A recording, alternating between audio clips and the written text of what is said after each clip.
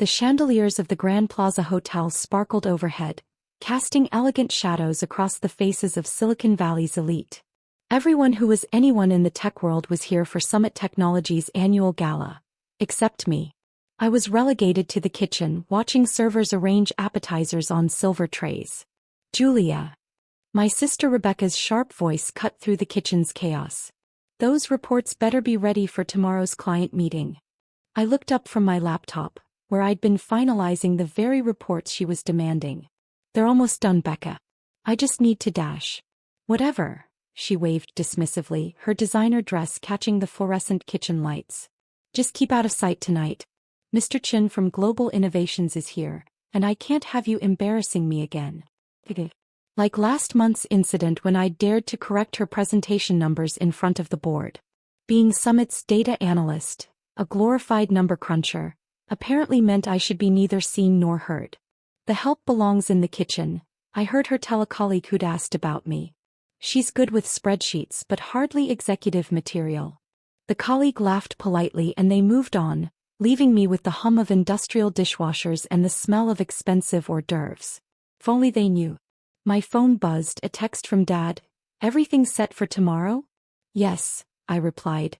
They don't suspect anything. What Rebecca didn't know, what none of them knew, was that for the past year, I'd been doing more than just crunching numbers. Every late night, every weekend at the office, every boring report had been building to something bigger. Miss. A server approached timidly. There's someone asking for you at the service entrance. I found Maria Chen, Global Innovations CFO, waiting by the kitchen doors. She smiled warmly, nothing like her father's famous stern demeanor. Hello, Julia, she said quietly. Dad's ready. Are you? I smoothed my simple black dress, chosen specifically to blend in with the kitchen staff. Everything's prepared. The reports will prove everything, she finished. Dad's reviewed them personally. He's impressed. Through the kitchen doors, I could hear Rebecca's voice carrying across the ballroom, probably sharing another exaggerated story of her business prowess. The same stories she'd been telling since we were kids: her lemonade stand empire, her high school investment club success, her meteoric rise to VP of operations at Summit. What she never mentioned was who really did the work behind those successes. It's time, Maria checked her watch. Dad's about to make the announcement. My heart raced. A year of preparation, of playing the quiet analyst, of letting Rebecca take credit for my work. It all came down to this moment. Julia. Rebecca's voice snapped again as she burst through the kitchen doors. Mr. Chen is asking about the global acquisition numbers. Where are those reports? I smiled, thinking of the real numbers safely encrypted on my laptop. Numbers that told a very different story than the one Summit's board had been fed. Don't worry, Becca, I said calmly. Everything's about to become very clear. The ballroom speakers crackled to life. Ladies and gentlemen, your attention please. Mr. James Chen, CEO of Global Innovations, would like to make an announcement. Rebecca's eyes widened. This wasn't on her carefully planned agenda. Coming? Maria asked me with a knowing smile. Sometimes the best moments in life come when you finally step out of the kitchen and into the spotlight. Rebecca practically shoved me aside as she rushed back into the ballroom, her stilettos clicking frantically on the marble floor. I followed more slowly, savoring each step. Maria walked beside me, both of us knowing exactly what was about to unfold. James Chen, legendary tech innovator and CEO of Global Innovations, stood at the podium. His presence commanded attention, every eye in the room fixed on him, including Rebecca's, who had positioned herself prominently in the front. Summit Technologies, Chen began, his voice carrying authority, has been a valuable partner for many years. Tonight, I'm here to announce a new chapter in our relationship. Rebecca preened, clearly expecting praise for her role in the partnership. After all, she'd spent months taking credit for managing the Global Innovations account. Over the past year, Chen continued, my team has been conducting a thorough analysis of Summit's operations, particularly their AI development division. I watched the color drain from Rebecca's face. The AI division, her supposed crown jewel, the project she'd claimed was revolutionizing the industry. What we discovered, Chen's eyes swept the room, was both concerning and enlightening. My laptop felt heavy in my hands, containing all the evidence I'd meticulously gathered. Every fudged number, every exaggerated projection, every stolen idea credited to the wrong person. Our investigation revealed significant discrepancies between reported developments and actual achievements, Chen stated. However, it also revealed something else, an unprecedented breakthrough in AI architecture hidden in plain sight. Rebecca's confident smile faltered. She knew nothing about any breakthrough. This innovation, Chen continued, wasn't developed by Summit's official leadership team. It was created by someone who understood AI at a fundamental level, someone who's been deliberately kept in the shadows. The room grew silent. Even the servers stopped moving. Julia, Chen called out, would you please join me? Rebecca spun around, her face a mask of confusion and growing horror as I walked toward the podium. The crowd parted, whispers following my path. What many of you don't know, Chen announced, is that while some were taking credit, others were doing the real work. Julia Anderson didn't just analyze data, she revolutionized how AI systems learn and adapt. I reached the podium, standing beside Chen as he pulled up slides showing my actual work, not the watered-down versions Rebecca had presented as her own. But sir, Rebecca's voice cracked as she stepped forward, I was the one who Who took credit? Maria interrupted, joining us at the podium. We have the original code submissions, Rebecca.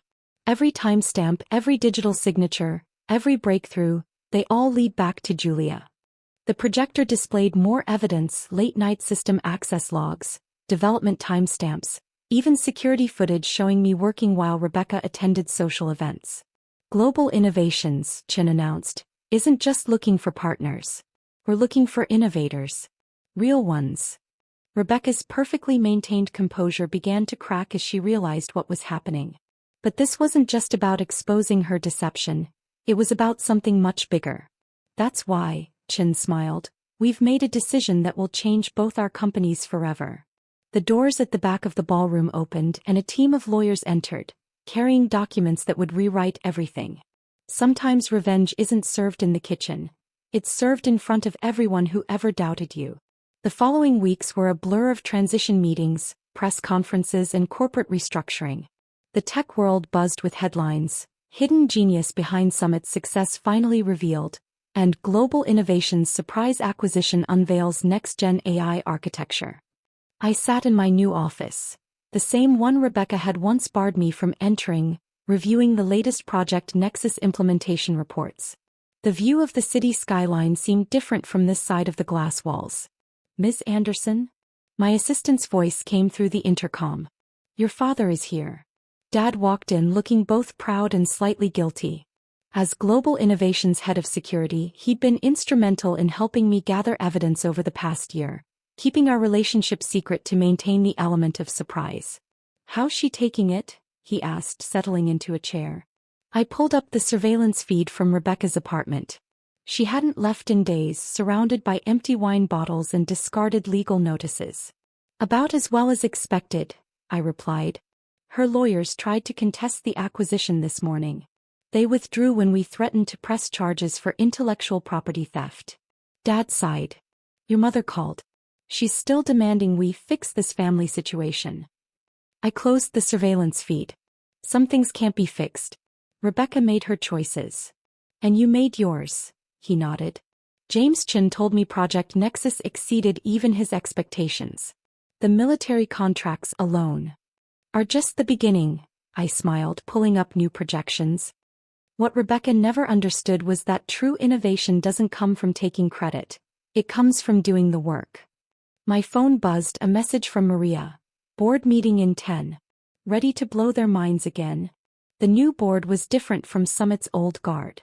Merit-based appointments, diverse perspectives, and absolutely no tolerance for the kind of corporate politics Rebecca had played. As I gathered my materials, another message arrived from Rebecca. We need to talk. Please. I can explain everything. I deleted it without responding. Some explanations came too late. The boardroom was packed when I arrived. Technical teams, development leads and executive staff, all people who'd been overlooked or suppressed under the old regime. Project Nexus Phase 2, I began launching the presentation. We're not just changing artificial intelligence, We're revolutionizing how technology serves humanity. The demonstrations left them speechless. Quantum-enhanced learning algorithms, emotional intelligence matrices, ethical decision-making protocols, everything Rebecca had claimed but never actually achieved. After the meeting, Maria caught up with me. Dad wants to fast-track the international patents. The Chinese markets are particularly interested. I nodded, remembering all the late nights in the kitchen coding while pretending to compile reports. Tell him I have something even better. Project Phoenix Nexus's successor. Later that evening, as the office emptied, I found myself back in the corporate kitchen. The same space where I'd been banished, now transformed into a state-of-the-art AI research lab. Ms. Anderson? A young intern approached tentatively. I have some ideas about the neural network architecture, but my supervisor said they're too experimental. I smiled, recognizing the familiar hunger for innovation in her eyes. Show me everything. And please call me Julia. The next morning, headlines announced Global Summit's newest breakthrough. Rebecca's old office became our innovation center, where kitchen-banished ideas were given room to flourish. Mom still sends weekly guilt trip emails about family harmony. I forward them to our new AI system for sentiment analysis testing.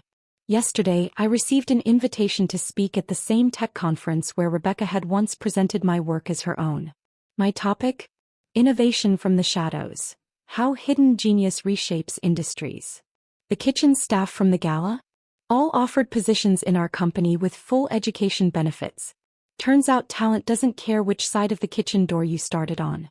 As for Rebecca, last I heard she's writing a memoir about corporate betrayal. I sent her a copy of our latest patent filing as a suggested epilogue. Sometimes the best revenge isn't just becoming CEO. It's revolutionizing an entire industry while your doubters watch from the sidelines. And the kitchen? We kept it. But now it's where we celebrate our breakthroughs together. Epilogue.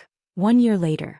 The annual Global Summit Innovation Gala was held in the same ballroom as last year, but everything else had changed.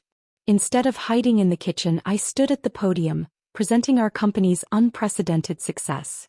Project Nexus has transformed more than technology, I announced to the packed room. It's transformed how we think about innovation itself. In the front row, Chen nodded approvingly. Next to him, Maria smiled, no longer just my ally, but now my partner in revolutionizing the tech world. Our joint ventures had created 3 unicorn startups in the past year alone. The old kitchen had become our innovation hub, a place where any employee, regardless of position, could present their ideas. The young intern who'd approached me that evening was now leading our quantum computing division. Rebecca's story had become a cautionary tale in corporate ethics courses. She'd finally landed a mid-level position at a small tech firm, where she reportedly does her own work now. Her memoir never made it to publication. Too many fact-checkers raised too many questions. Mom eventually stopped sending guilt trip emails, especially after Project Nexus's success made the family name synonymous with genuine innovation rather than stolen glory. She now proudly tells her friends, "Hi daughter, the one who actually did the work." Dad retired from Global's security division but still consults on special projects. His favorite saying became, "Sometimes the best security is letting people underestimate you." The surveillance footage from the original gala, showing Rebecca ordering me to the kitchen, plays on loop in our corporate museum, next to the display showcasing our journey from hidden breakthrough to global leadership. Last week, a reporter asked what I'd learned from the experience. "Success isn't about where you sit," I replied. "It's about what you build while others aren't watching." Our latest project, codenamed Phoenix, makes Project Nexus look like a prototype. The quantum AI architecture we're developing will redefine possible, and this time, every contributor's name will be on the patents. The kitchen staff from that night? They've all risen through our corporate ranks. The head chef is now our director of innovation culture, teaching executives that great ideas can come from any corner of the company. Yesterday, I received an invitation to give the commencement speech at our alma mater.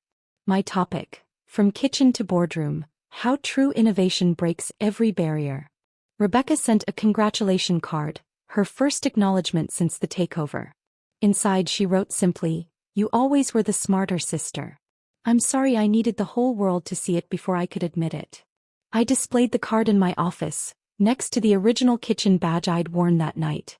Together they remind me that sometimes the path to the top runs through the kitchen. You just have to be smart enough to cook up something revolutionary while you're there.